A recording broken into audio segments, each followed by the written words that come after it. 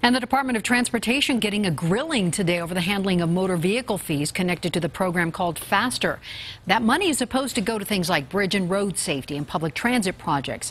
7 News reporter Lance Hernandez live at I-70 in New York right now. Lance, you learned today that some bridges that are lower on the priority list are actually being rebuilt before some that are higher on that list.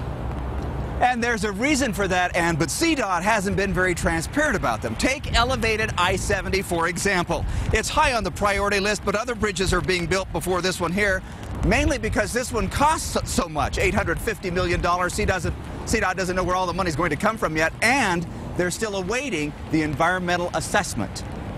This is a really bad audit. This is a horrible audit.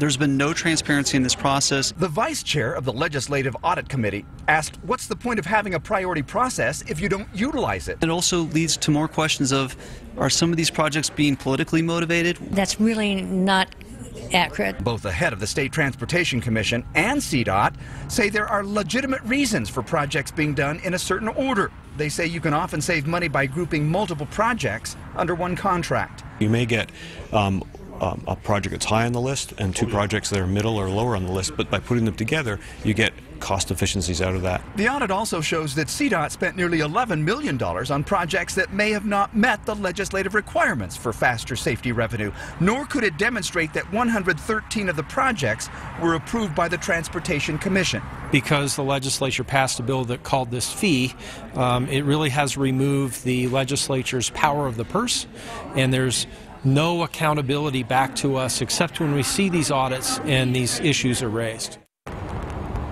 CDOT also being chastised for significantly over budgeting on several of the projects and for keeping them open long after most of the construction work is completed. Now, when a project is kept open, the leftover money can't be channeled back into other projects on that priority list. CDOT says it agrees with the findings, it is working on addressing those concerns, and is working at becoming much more transparent. Live at I-70 in York, Lance Hernandez, 7 News.